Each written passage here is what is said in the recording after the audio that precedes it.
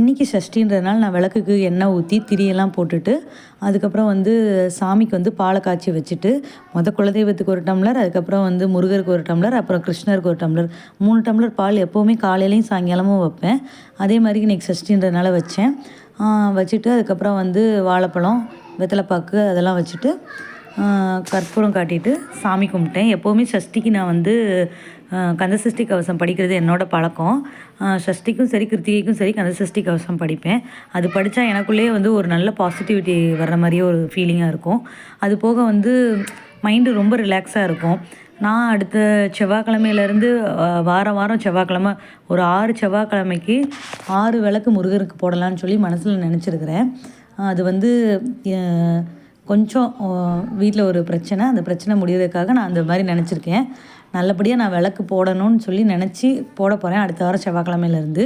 அந்த மாதிரி 6 வாரம் செவ்வாய்க்கிழமை முருகருக்கு வந்து விளக்கு போட்டோம்னா நம்மளுக்கு ரொம்ப நல்லது. நீங்களும் கண்டிப்பாக ட்ரை பண்ணி பாருங்கள், நல்லதே நடக்கும்.